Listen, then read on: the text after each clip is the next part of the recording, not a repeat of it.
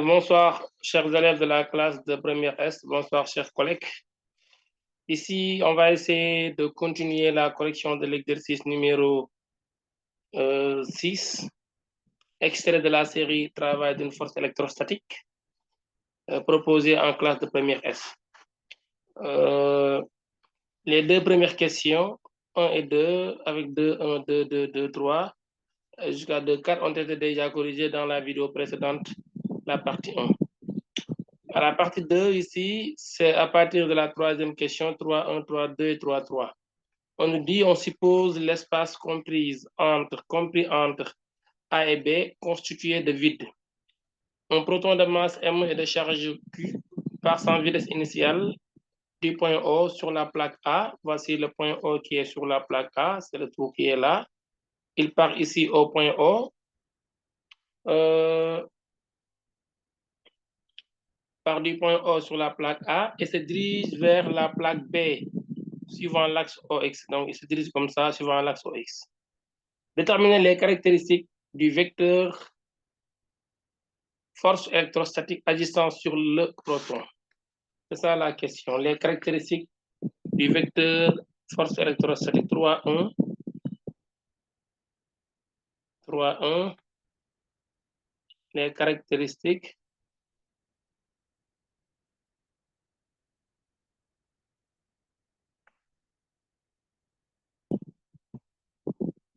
du vecteur force électrostatique FE. Le vecteur force électrostatique FE, ici, a pour direction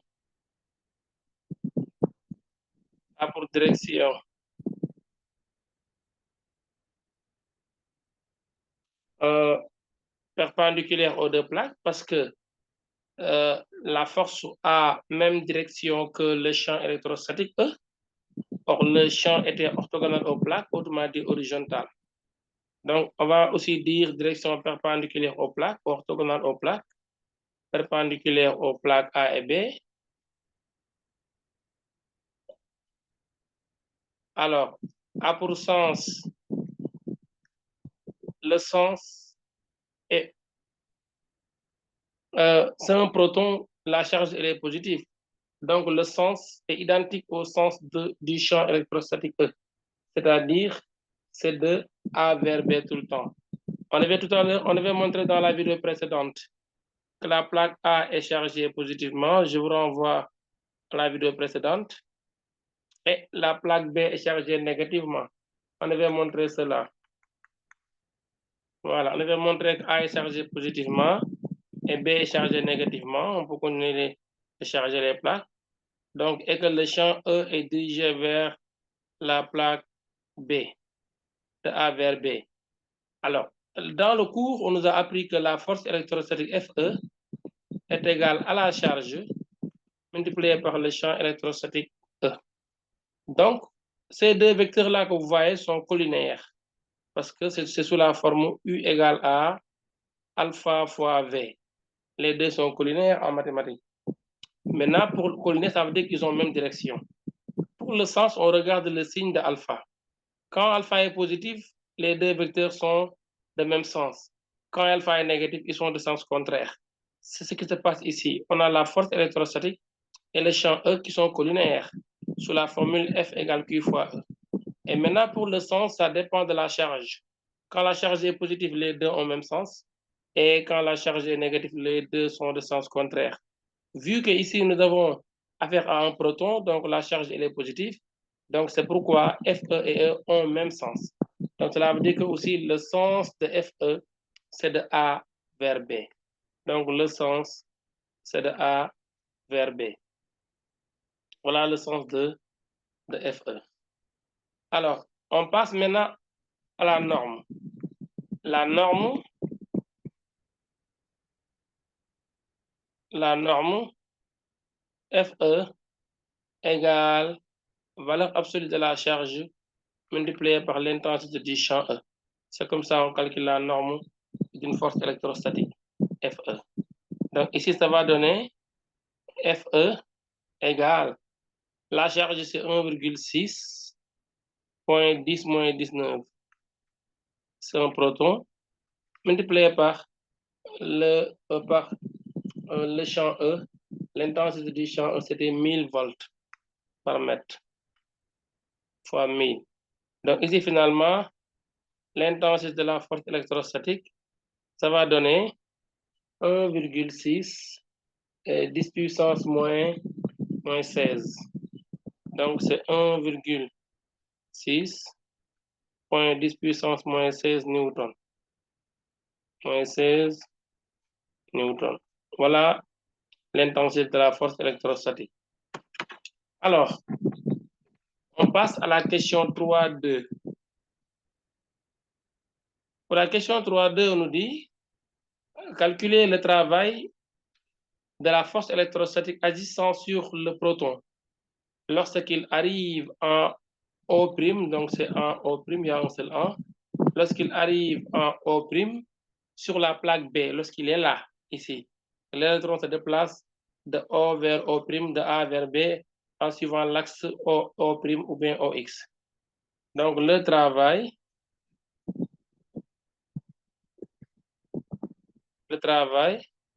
W de la force électrostatique de O vers O'. Autrement dit, de A vers B. Voilà. Alors, le travail W, voilà ici maintenant W de la force électrostatique de O vers O' est égal à, on peut dire F scalaire O', comme aussi on peut dire Q facteur de V de départ moins V d'arrivée.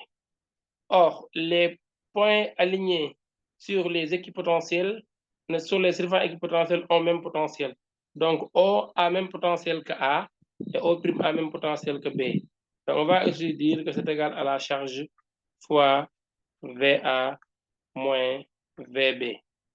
Or, VA moins VB, c'est la différence de potentiel UAB. Donc, c'est la charge multipliée par UAB. Voilà. Donc, le travail W de la force électrostatique de O vers O' est égal à la charge 1,6 10 puissance moins 19 multiplié par la tension, c'était 100 volts. Donc, ça va donner 1,6 point 10 puissance moins 17 joules.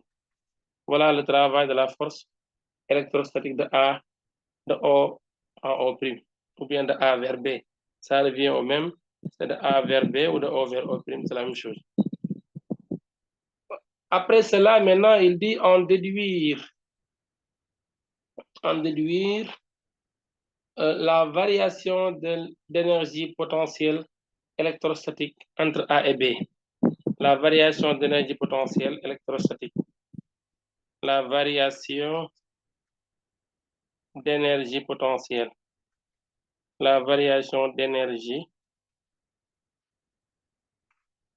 potentielle électrostatique.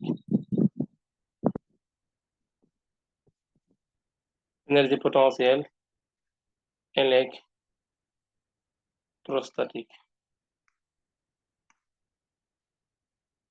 Alors, la variation d'énergie potentielle électrostatique, delta EPE, on a appris ça, c'est dans le cours, c'est égal à l'opposé du travail de la force électrostatique, égale moins W de la force électrostatique de A vers B. Delta de EP de A vers B égale opposé du travail de la force électrostatique de A vers B. Le travail de la force électrostatique de A vers B est là, 1,6, 10 moins 17. Donc, l'énergie potentielle, sa variation, c'est moins 1,6, 10 puissance moins 17 joules. Voilà la variation de l'énergie potentielle électrostatique. Ça, c'était la question 2.2. La question 2.3, il dit quelle est la valeur de la vitesse de passage du proton en B? La valeur de la vitesse VB. Pour la vitesse VB, on va faire ici la variation de l'énergie cinétique. 1/2 de M V carré B moins 1/2 de M V carré A égale travail de la force électrostatique. C'est delta EC. Travail de la force électrostatique de A en B. Alors,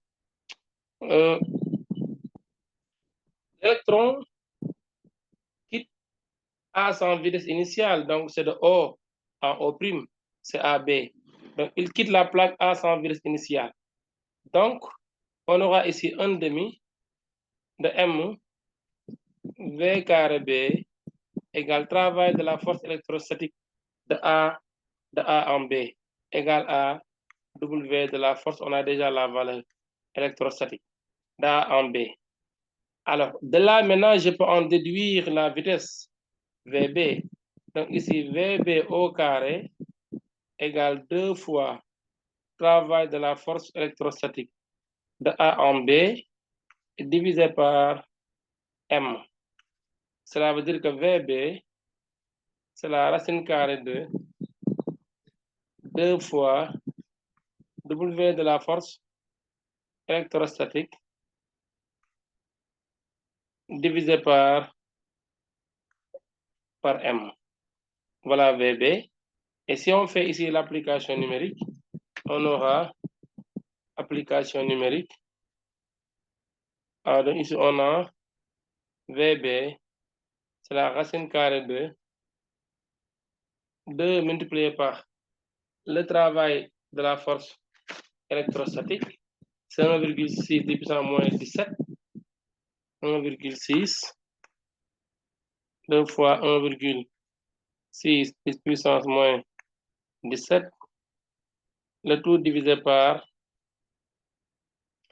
1,67 10 puissance moins 27 car c'est un proton, sa masse c'est 1,67 10 puissance moins 27 kg. Après calcul, on a ici VB égale 138 425.